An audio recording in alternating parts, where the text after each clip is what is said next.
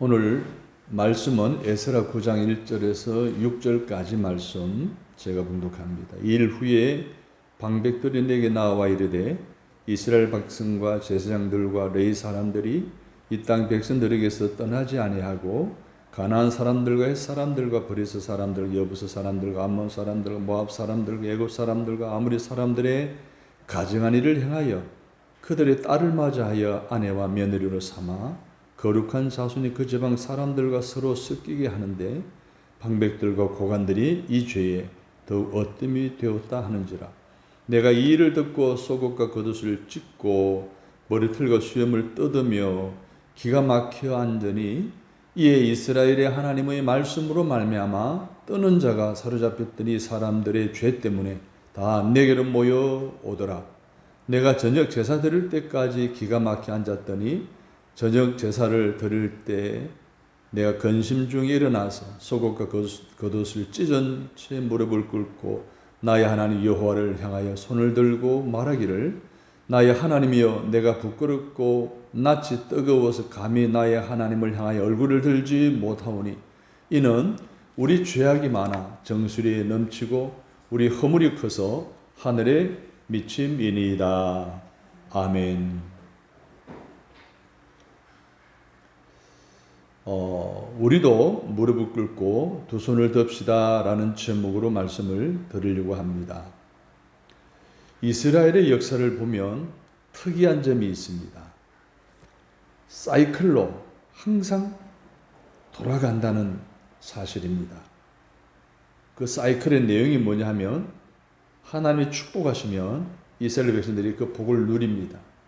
그 복을 계속 간주하고 누려야 되는데 그 복 때문에 죄를 짓게 돼요. 범죄하게 됩니다. 이 범죄가 오늘 본문 6절에서도 말하는 것처럼 우리 죄악이 많아 정수일이 넘치고 우리 허물이 커서 하늘에 미칠 정도로 죄가 많으면 하나님은 그때 심판을 하십니다. 채찍을 대십니다. 이웃 나라의 침입을 받아 노략질 당하든지 포로로 잡혀가든지 그러면 그들이 그 채찍에 너무 고통스러워 회개하게 됩니다. 통에 자복하게 됩니다. 그러면 하나님 용서하시고 또다시 복을 내려주시는 이 사이클이 이스라엘의 역사에 나타나는 한 모습입니다. 오늘 본문도 이스라엘의 죄악이 정수리를 넘치고 그리고 하늘에 사무칠 정도로 많은 죄를 이스라엘 백성들이 저지르니까 당시에 초강대 국가인 바벨론을 통해서 이스라엘을 침범하게 하고 그들을 모조리 싸잡아 포로로 잡아가서 무려 70년 동안 노예 생활을 하게 합니다. 그 노예 생활을 청산하고 포로 귀환해서 이스라엘로 돌아왔습니다. 그 유다 민족이 에스라라고 하는 선지자의 주도로 신앙 개혁을 하기를 원합니다. 부흥운동을 일으키는 내용이 바로 7장에서부터 10장에 나오는 내용입니다. 그런데 그 가운데 오늘 본문은 백성들의 허물과 죄가 무엇이며 그리고 그 죄를 회개하며 드린 에스라의 중보 기도로 구성되어 있습니다. 오늘 이 중보 기도 내용을 우리가 살펴보면서 우리에게 주시는 오늘을 살아가는 우리에게 주시는 하나님의 음성이 뭔지를 귀담아 들을 수 있는 귀하고 복된 시간이 되기를 주님의 이름으로 바랍니다. 첫 번째 에스라의 중보 기도 내용을 보게 되면 이스라엘의 죄를 지적하고 있습니다. 너희들의 죄가 이러이러한 죄가 있다라는 사실을 드러내고 있습니다. 그 첫 번째 죄가 뭡니까? 떠날 것을 떠나지 않는 죄를 지적하고 있습니다. 여러분, 많은 사람들이 죄에 대한 개념이 각자 다 달라요. 각자가 다 다르기 때문에 어떤 사람은 이걸 죄로 의식을 갖지 않고 그냥 막 행합니다. 죄를 짓습니다. 어떤 사람은 작은 일에도 죄의식을 갖고 이건 죄하고 멈춰서 버리고 거리를 두고 떠나는 경우들을 보게 됩니다. 사람마다 이렇게 특히 그리스도인들과 넌 크리스천 사이에는 이 죄에 대한 개념이 확연히 다릅니다. 다른 양상으로 나타납니다. 죄를 죄로 여기지 않으면 죄의식조차 없는 이 시대의 사람들의 죄에 대한 그러한 태도들, 그 중에 하나가 떠날 것을 떠나지 않는 죄라는 거예요. 우리가 더러운 것을 보면 뭡니까? 피해가죠. 무서운 것이 있으면 뭐요? 피해갑니다. 그것처럼 오늘 그리스도인으로서 거룩한 백성으로서 떠나고 피하고 거부해야 될 수많은 것들이 있는데 그것을 떠나지 않는 거예요. 그걸 거부하지 않는 거예요. 이게 죄임을 오늘 에스라가 지적을 하고 있어요. 이것을 회개하라는 거예요. 그 떠나야 할 것을 온전히 떠나고 오직 하나님만 사랑하라는 거예요. 할렐루야. 1절을 보십시오. 이스라엘 백성과 제사장들과 레위 사람들이 이 땅 백성들에게서 떠나지 아니하고 가나안 사람과 헷 사람과 브리스 사람과 여부 사람과 아몬 사람과 모압 사람과 애굽 사람과 아모리 사람의 가증한 일을 행하였다 했어요. 즉 가증한 일을 떠나지 않는 것이 죄인데 이 죄를 회개하고 오직 하나님만을 사랑하라는 말씀이에요. 유대 지도자와 이스라엘 백성들이 가릴 것 없이 그 땅 백성과 섞여 죄를 짓고 그들의 악을 본떠서 함께 따라갔다는 거예요. 민수기 16장 26절을 보면 악인의 장막에서 떠나고 그들의 물건을 아무것도 만지지 말라. 그들의 모든 죄 중에서 너희도 멸망할까 두려워하노라. 신명기 4장 4절을 보면 하나님 여호와께부터 떠나지 않는 너희는 오늘까지 다 생존하였느니라. 떠나는 사람들은 그 악에서, 가정한 일에서, 떠나야 할 것에서 떠나는 사람들은 하나님께로 가까이 오는 사람들이잖아요. 이런 사람들은 생존하지만 그렇지 않고 떠나지 않는 사람은 사망한다는 말씀이에요. 그래서 에스라가 주고자 하는 말은, 또 구약의 선지자가 주고자 하는 말은 하나님을 떠나지 말고 악에서 떠나라는 거예요. 그런데 이스라엘 백성들은 하나님을 떠나는 거예요. 오히려 악을 더 가까이 한다는 거예요. 그 당시 가나안 땅에 살고 있던 부족과 섞이면 안 되는 이유가 있었어요. 그들은 범신론주의자들이었어요. 그들은 다신론주의자들이었어요. 우리나라는 말하는 샤머니즘이에요. 모든 것에는 신이 있다고 생각하는 범신론. 여러 많은 신들을 섬기는 다신론. 유대인은요, 유일하신 하나님 한 분만 섬겼어요. 그들은 우상 숭배를 했던 거죠. 우상 숭배를 떠나야 되는데, 가증한 것들을 떠나야 되는데, 우리 하나님을 떠났다는 거예요. 출애굽기 20장에 보면은 우상을 만들지도 말고 섬기지도 말고 절하지도 말라라고 기록하고 있어요. 그 우상은 만들어도 안 되고 절해도 안 되고 섬겨도 안 되는 것들이에요. 떠나야 할 것들이란 말이에요. 그런데 그 당시에 이스라엘 백성들이 섬겼던 신들이 있었어요. 바알 신이 있었어요. 바알 부르시라는 신이 있었고, 바알 보울이라는 신, 바알 세불, 아세라, 아스다롯, 몰렉, 그노스, 다곤 수십 가지였어요. 여러분, 일본의 신은 800만 개 있다고 그래요. 일본의 신이. 우리나라도 신이 참 많아요. 성황상도 신이죠. 돌무더기 신이죠. 큰 나무도 신이죠. 그죠? 신주 모신 것도 신이죠. 이스라엘에도 수십 개가 있었어요. 그것들을 섬긴 거예요. 특히 그 수십 가지의 우상 중에 몰렉이라는 우상이 있는데요. 이 몰렉이라는 우상에게는 어떻게 숭배했는가 하면 자기가 낳은 아들 있잖아요. 아들을 불에 태워서 바치는 것이 숭배의 모습이었어요. 얼마나 치명적이에요. 이러한 다신론, 이런 범신론에 우상 숭배하고 있는 그들에게서 그것들로부터 떠나라고 말씀하시는 거예요. 근데 그들은 하나님께 더 가까이 간다. 하나님을 떠난 거예요. 오늘 우상과 악을 더 가까이 하고 가정하는 일을 더 가까이 했던 거예요. 하나님의 백성이 그런 사람들과 어울리고 그들의 행위를 부러워하고 따라했다는 거예요. 한국 갤럽의 조사에 의하면 한국 사람들의 48%가 미신을 믿는데요.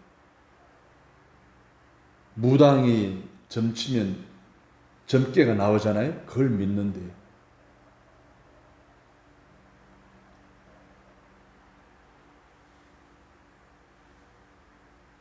문제는요, 불신자들이 믿는 거는 그래도 괜찮아요. 어차피 지옥 갈 사람들이니까. 유일신 하나님을 믿는다라고 오늘 본문의 이스라엘 백성들처럼 하나님을 섬기는다고 생각하는 그 사람들이 오늘도 많은 교회의 기독교인들이 무당을 찾아간다. 우상 앞에 남모리에 가서 절하고 빈다는 거예요.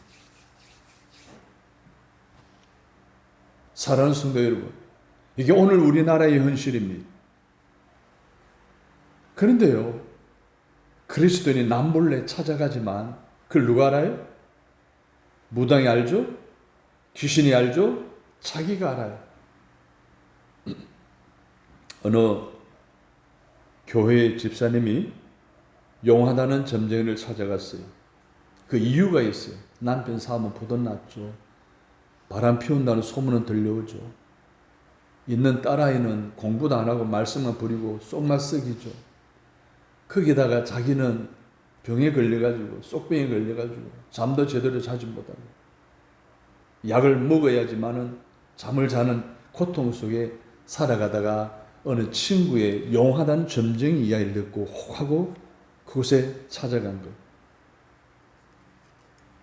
복채를 내고 들어가잖아요. 들어가자마자 그 점쟁이 입에서 이런 말이 나왔어요. 너 예수 믿는 니언이지? 왜 교회 안 가고 여기 찾아와서 나를 헷갈리게 만드느냐? 썩 나가라! 호통을 친 거예요. 깜짝 놀랐잖아요. 아무도 모르게 갔는데 자기가 예수 믿는 사람인 거 알고는 호통을 치니까 바로 나와서 그냥 눈물 쏟으면서 회개했다는 거 아닙니까? 아무도 모르는 것 같아도 다 알고 있는 거예요. 사랑 여러분, 사주, 팔자, 궁합, 신수점, 성명철학, 태길, 관상, 풍수지리, 수상, 점성술, 예언 등 그런 것들보다 하나님을 더 의지하고 믿어야 되는데 그런 것들을 하나님보다 더 의지하고 믿는 것은 다 우상 숭배고 죄라는 사실을 떠나야 할 것이라는 것을 우리는 꼭 기억해야 됩니다. 어느 집사님 딸이 결혼 연령이 되어서 중매를 보다가 한 곳에 중매가 들어왔는데 어느 권사님의 아들이 중매가 된 거예요. 보니까 생각도 같고 뭐 삶의 목표도 같고 여러 가지 마음이 들어 서로 결혼하기로 하고 교제를 하고 있는 어느 날 그 남자의 어머니 권사님이 여자의 어머니 집사님에게 전화가 온 거예요. 예비 며느리의 생년월시를 알려달라는 거였어요. 어떻게 해요? 알려줘야죠. 알려줬더니 며칠 후에 전화가 왔어요. 이번에 우리 이거 결혼하려고 하는 거 파기해야 되겠다는 거예요. 그러니까 태길이 잘못 나왔다는 거죠. 사주가 잘못 나왔다는 거죠. 이게 지금 뭐예요? 여자 쪽에서 이미 다 교회 안에서 다 소문 다 나고 결혼한다 막 이런 얘기가 났는데 난감한 거예요. 그래서 담임 목사님을 찾았어요. 목사님 어떻게 해야 됩니까? 목사님 이런 지하에 결혼 문제로 건사라는 양반이 연월시를 가지고 사주를 봤다는 것 자체가 문제고 더 문제는 그 어머니의 말에 따라하는 그 남자는 미래가 없다. 희망이 없다. 가만두라. 그래서 결국은 사귀지 않는 걸로, 교제하지 않는 걸로 끝을 냈다는 이야기가 있습니다. 이것뿐입니까, 여러분? 요즘 세계화라고 하는 것이 콘텐츠잖아요. 그래서 나라마다 다양한 인종들이 섞여서 함께 살아갑니다. 거기서 시너지 효과를 거둘 수 있다라고 보는 것이 세계화입니다. 근데 세계화의 맹점이 있어요. 다양한 나라의 다양한 문화와 다양한 사상과 철학을 가지고 모여드니까 각자의 주장이 있는 거예요. 이게 뒤섞이는 거예요. 그래서 많은 문제가 일어나는 거예요. 그 배후에는 어둠의 세력이 있고 그 배후에는 사회주의가 있고 그 배후에는 여러 가지 심각한 사상적인 문제가 있지만 가장 큰 문제가 뭡니까? 우리나라의 도입에 들어온 차별금지법안이에요. 인권을 강조하다 보니까 차별하면 안 된다. 역차별당하는 상황 속에 놓이기까지 지금 차별금지법안을 입안에서 하려고 지금 현재 다수당을 그것을 주도하고 있잖아요. 그리고 또 뭡니까? 동성애, 결혼하는 것.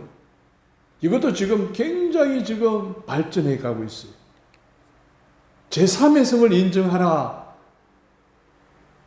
성전환 수술한 사람이 진짜 남자냐 여자냐라고 했을 때에 제3의 성을 인정하라는 거 아닙니까? 지금 주장하는 사람들이? 양성평등이냐 성평등이냐라고 하는 용어 상용 문제를 지금 굉장히 학계에서는 갈등하고 정책에서도 갈등하고 있는 현실이 오늘 우리나라의 현실이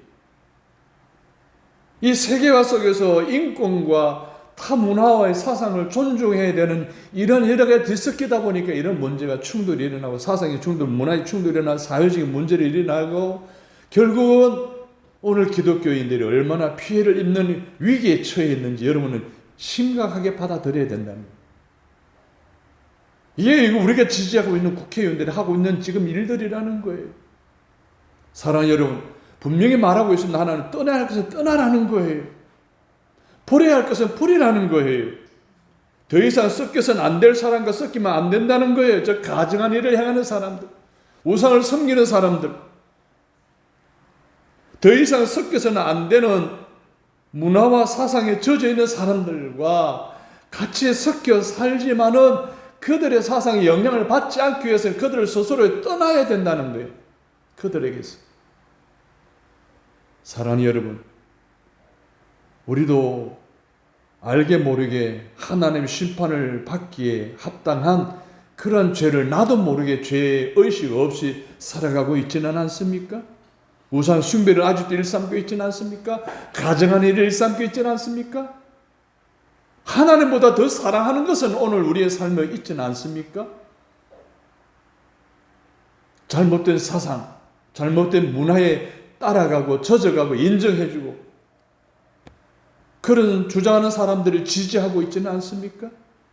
이 심각한 죄의 문제 앞에 하나님 심판이 임하기 전에 우리는 떠날 것을 떠나는 영적인 결단이 저와 여러분이 있게 되기를 주님의 이름으로 축복합니다.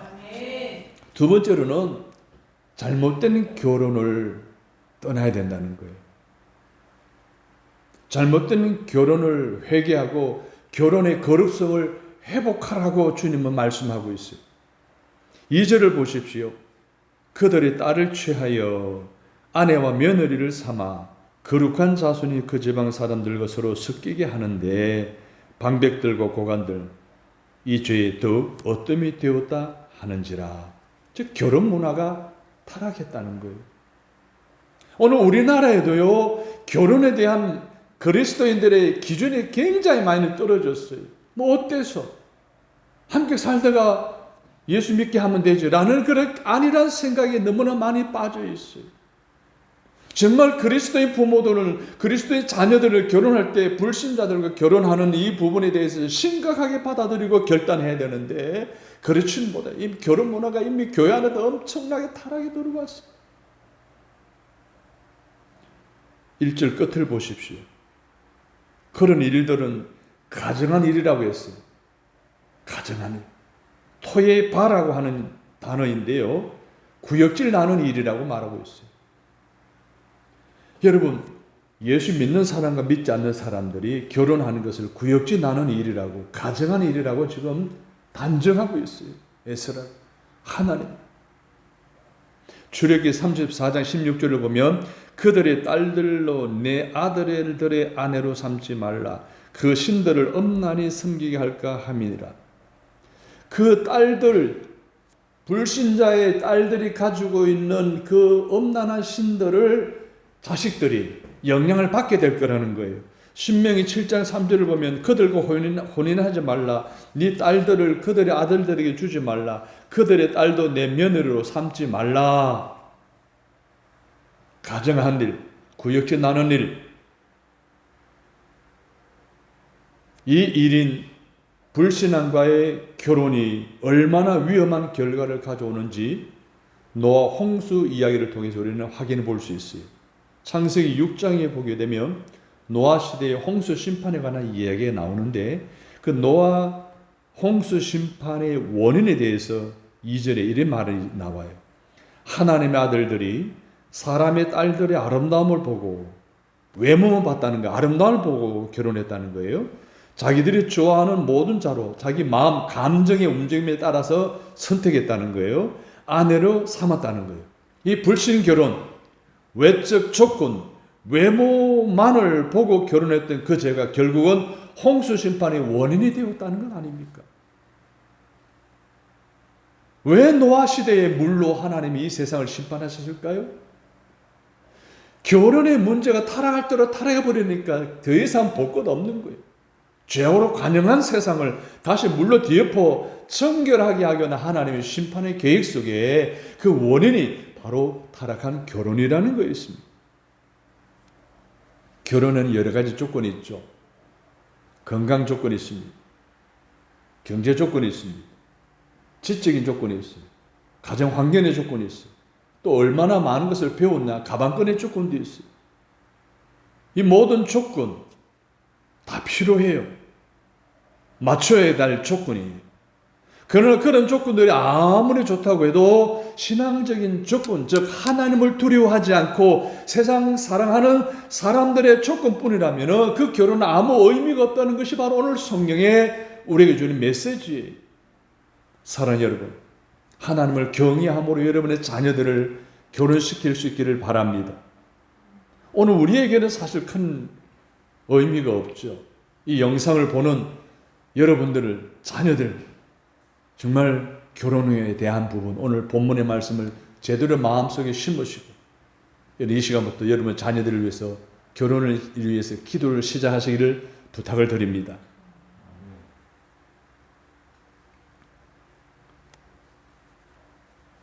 저희 부부가 결혼에 조건이 있었어요. 첫 번째 조건은 서로 사랑하고 신뢰하는 조건이었죠. 두 번째 조건은 저는 목사가 되겠다고, 아내는 사모가 되겠다고 7, 8년 준비하고 만났어요. 제 아내는 아무리 가난해도 아무리 힘들어도 이 길 가겠다, 사모의 길 가겠다 라는 조건이었고, 둘이 함께 좁은 길이잖아요. 가시밭길이라 할지라도 십자길이라 할지라도 이 길을 함께 걷겠다라는 것이 저희들의 결혼의 조건이었어요. 근데 살아보니까 서로에 대해서 너무 깊이 잘 알게 되잖아요. 이제 식상해요. 지루하기도 해요. 실증나기도 해요. 그렇지만 여전히 서로 신뢰하고 사랑하고 그 조건을 맞추고 지금도 살아가고 있습니다. 여러분, 결혼의 조건은요, 오늘 우리가 살아가는 과거를 사는 것이 아니잖아요. 우리 여전히 잘 살고 또 여전히 행복하게 살아가고 있는 이유가 있잖아요. 결혼은 과거를 사는 것이 아니라 미래를 사는 것이라는 거예요. 결혼이 행복해지는 조건이 행복하게 만드는 것이 아니라 신앙과 사랑과 신뢰와 희망으로 행복해진다는 것이 이유이기 때문에 우리는 여전히 그 조건을 유지하고 행복하게 살아가고 있는 것입니다. 오늘 2절의 끝부분을 보시게 되면 가정스럽고 구역질나는 잘못된 결혼, 뒤섞인 혼합 결혼을 죄라고 여기고 있습니다. 이 구역질난 잘못된 결혼이 죄라고 하는 부분에 대한 열왕기상 17장, 18장에 그 예를 설명해 주고 있습니다. 북왕국 이스라엘의 왕 아합에 대한 이야기가 나오는데요. 아합 왕이 이방 여인 이세벨을 아내로 맞아들입니다. 그리고 이세벨이 가지고 있던 문화, 사상, 종교를 그대로 가지고 와서 그 궁궐 안에서 퍼뜨립니다. 이 죄를 지적하는 선지자 엘리야를 어떻게 해요? 죽이려고까지 합니다. 결국 그 아합 왕가는 아버지 대 자기 대에 끝나버립니다. 이 대의 왕가가 끝이 나버려요. 멸망해버리고 마는. 사랑하는 여러분, 불신자 가정과 결혼하는 것이 문제라기보다는 불신자 가정이 가지고 있는 사상과 문화, 종교의 영향을 받아서 하나님 사랑하던 이 집안이 흔들릴까, 무너질까, 이것이 더 의식해야 될 결혼에 대한 문제라는 사실을 우리가 기억한다면 불신자와의 결혼의 거룩성을 회복하는 문제 심각하게 받아들이고 여러분의 결혼 대상자는 하나님을 두려워하고 하나님을 신뢰하고 하나님을 섬기는 사람과 결혼하시고 예수를 믿고 거듭난 사람과 결혼할 수 있는 저와 여러분이 되시기를 주님의 이름으로 축원합니다. 그러면은 잘못된 결혼이라면 빨리 좋은 결혼이 되도록 상대를, 아내나 남편을 감화시키고 변화시키고 예수 믿게 해야 되지 않겠습니까? 우리 자녀들은 어떻게 할 겁니까? 우리 자녀들의 결혼관은 성서적입니까? 비성서적입니까? 아직 결혼하지 않는 자녀들의 결혼을 어떻게 해야 할까요? 여러분은 기회가 있을 때마다 가르쳐야 됩니다. 강력하게 이야기해야 됩니다. 그래서 그들로 하여금 올바른 선택을 하고 정말 하나님이 원하는 결혼의 거룩성을 지켜 결혼하여 가정을 세워 믿음의 계대와 축복의 계대를 이어가게 하는 일에 부모로서의 책임이 있음을 기억하고 여러분의 자녀들을 위해 결혼을 위해서 기도할 수 있는 기도의 분량을 쌓을 수 있는 저와 여러분 되시기를 주님의 이름으로 축원합니다. 세 번째로 이스라엘 백성들이 잘못된 일등주의를 회개하고 하나님 우선주의로 살아야 된다는 것입니다. 2절 끝을 보십시오. 이 죄에 더욱 어뜸이 되었다. 고관 대작들이 이 죄에 어뜸이 됐다는 거예요. 죄 짓는데, 나쁜 짓 하는데, 악을 행하는데 어뜸이 되어야 되겠어요. 믿음의 생활 하는데, 좋은 일 하는데, 가정일을 하고 사업을 하는데 어뜸이 되어야 되겠어요. 무르나 마나 아닙니까? 여러분들은 좋은 일 하고 믿음의 기업을 잘 운영하고 예수 잘 믿고 교회 봉사 잘하고 세상으로부터 칭찬받는데 어뜸이 되시기를 주님의 이름으로 축복합니다. 창세기 11장에 보면 신할 평야에서 사람들이 함께 모입니다. 대를 쌓고 성을 쌓습니다. 탑을 쌓습니다. 이 탑을 하늘의 꼭대기에 닿게 하자. 그리고 우리로 흩어짐을 면하자 라고 다짐합니다. 그래서 탑을 쌓기 시작합니다. 그게 바벨탑이었잖아요. 근데 그 바벨탑이 온전히 쌓여졌습니까? 하나님 무너뜨렸습니다. 하늘에 닿게 하고 이름을 내자는 것은 세계에서 제일 높은 건물을 짓고 이름을 떨치자는 거예요. 지금도 세계적으로 보면 가장 높은 건물을 보유하기 위한 나라들이 얼마나 애를 씁니까? 지금도 건축하고 있어요. 세계 최고로 높은 건물을 짓기 위해서. 1등이 되고 최고가 되고 이름을 날리는 것은 사실 나쁜 것이 아닙니다. 그러나 그런 것들 때문에 신앙도 저버리고 교회도 저버리고 가정도 저버리고 직장도 저버리고 하나님도 버린다면 그 탑은 바벨탑처럼 무너져 버리고 말 것입니다. 창세기 11장 그래서 8절에 보면 여호와께서 거기서 그들을 흩으신 고로 그들이 성 쌓기를 거쳤더라. 여러분, 하나님을 흩으시며 바벨탑도 무너지고요, 쌍둥이 탑도 무너지고요, 한강도 무너지고요, 삼풍백화점도 무너지는 거예요. 나만 할 게 없어요. 본구절의 뜻은 엎으시는 것도 건지시는 것도 하나님이 하신다는 거예요. 그래서 창세기 19장 29절을 보면 하나님이 롯에 거하는 성을 엎으실 때에 아브라함을 생각하사 롯을 그 엎으시는 중에서 내어 보내셨더라. 사랑하는 여러분, 오늘 우리가 최고가 되고자 하는 그 마음을 세우고 낮추는 것은 하나님께 달려있다는 거죠. 우리가 해야 될 일은 하나님을 높이면 하나님이 저와 여러분을 높여주시는 줄로 믿으시면 아멘. 우리는 늘 최고가 아닙니다. 언제나 1등이 아닌 거예요. 언제나 하나님이 제일이고, 할렐루야, 나는 2등이라야 합니다. 오직 하나님만 높이며 살아가는 것이 오늘 인류의 삶이고 최고의 삶이라는 것을 기억하시고, 여러분의 삶 속에서 1등주의가 아니라 하나님 우선주의로 살아가기를 결단하는 저와 여러분 되시기를 주님의 이름으로 축복합니다. 두 번째로, 에스라의 중보기도처럼 우리도 무릎 꿇고 두 손 들고 중보기도할 수 있어야 합니다. 나를 위해서, 우리 가정을 위해서, 우리 일터를 위해서, 그리고 이 사회를 위해서, 교회를 위해서, 그리고 나라와 민족을 위해서 에스라처럼 무릎 꿇고 두 손 들고 중보기도 하시기를 주님의 이름으로 부탁을 드립니다.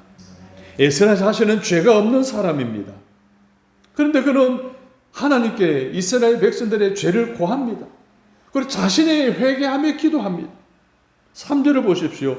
속옷과 겉옷을 찢고 머리털과 수염을 뜯으며 기가 막혀 앉으니, 4절을 보면 내가 저녁 제사 드릴 때까지 기가 막혀 앉아 있었더니, 5절을 보시면 속옷과 겉옷을 찢은 채로 무릎을 꿇고 나의 하나님 여호와를 향하여 손을 들고 기도했다는 거예요. 옷을 찢었다는 것은 뭐예요? 회개했다는 거예요. 그리고 기가 막혔다는 건 뭐예요? 괴롭고 힘들고 너무 충격적이어서 할 만에 잊어버리고 꼼짝 않고 있었다는 거 아닙니까? 무릎 꿇었다는 것은 자기를 꿇고 항복했다는 거 의미고요. 손을 든다는 것은 겸손히 기도할 때 취하는 행동이 손을 드는 겁니다. 하나님을 향하여 두 손 들고 무릎 꿇고 기도한 에스라의 중보기도를 통해 오늘 우리가 두 가지 메시지를 주고 있습니다. 따라서 합니다. 우리도 무릎을 꿇어야 합니다.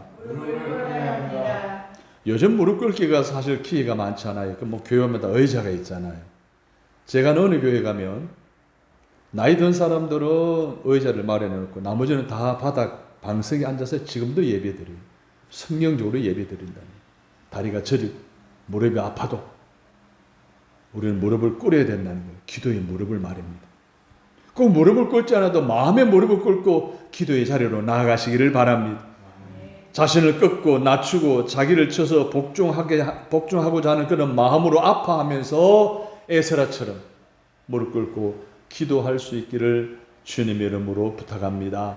두 번째로는 따라서 합니다. 우리도 두 손을 들어야 합니다. 우리가 손을 드는 경우가 항복할 때잖아요. 축복할 때예요. 서약할 때예요. 아니면 사람들을 환영할 때예요. 아니면 하나님 앞에 기도할 때 우리는 두 손을 듭니다. 에스라 10장 1절을 보면 에스라가 하나님의 성전 앞에 엎드려 울며 기도하여 죄를 자복할 때에 많은 백성이 크게 통곡하매 큰 무리가 그 앞에 모인지라. 사랑하는 여러분, 이제는 떠나야 할 때고요. 잘못된 결혼으로부터 떠나야 되고요. 잘못된 일등주의를 죄로 알고 회개하고 용서하시고 회복해 하시는 하나님을 바라볼 수 있게 되기를 주님의 이름으로 축복합니다.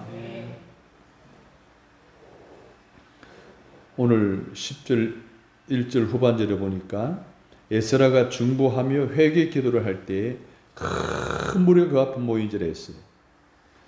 지금 큰 무리가 모인 행사가 세계적으로 있죠. 북중미 월드컵이에요. 멕시코 개막식이 있었던 그곳에는 8만 명이 모였다 그러잖아요. 추산하기는 전 세계 60억 명이 그 피파 경기를 관람할 것이라고 추정하고 있다고 합니다. 엄청난 많은 사람들이 공 하나에 집중하고 있어요. 사랑하는 여러분, 큰 무리가 지금 에스라 앞에 모였다고 했어요. 저는 그 많은 무리들이 공 하나에 웃고 울고 뛰고 떠들고 환호하고 하는 그 모습이 공이 아닌 예수님이기를 저는 기대했습니다. 사랑 여러분, 공 지름이 22cm, 무게가 410에서 450g이에요. 둘레가 850에서 870mm예요. 그 작은 공 하나를 집중하고 바라보고 환호하는 그것이, 그 작은 공이 여러분의 삶에서는 예수님이기를 바랍니다. 예수님을 바라보고 예수님 앞에 모여 예수님을 바라보고 무릎 꿇고 두 손 들고 오늘 우리 민족이 안고 있는 수많은 죄, 우리 가정이 안고 있는 수많은 죄, 내가 나도 모르고 떠나지 않은 모로 죄짓고 있는 모든 죄에 회개 기도하시고 떠나게 해달라고 부르짖게 기도하시고 떠남으로 말미암아 주시는 하나님의 은혜와 생존케 하시는 놀라운 하나님의 축복을 경험하는 저와 여러분이 다 되시기를 주님의 이름으로 축원합니다. 하나님 아버지, 오늘 우리의 삶 속에서 알게 모르게 짓는 죄들이 너무 많음을 오늘 에스라의 중보 기도를 통해서 알려주심이 깨닫게 하시니 감사합니다. 떠나야 할 것을 떠나지 못한 죄, 잘못된 결혼을 한 죄, 잘못된 일등주의 때문에 하나님을 등한시했던 죄까지 이제는 죄로 알고 이제는 회개하며 용서하시고 회복하시는 하나님을 바라보고 하나님 앞에 모이고 하나님을 향하여 달려가는 신앙의 모습을 회복하는 우리 모두가 되게 하여 주옵소서.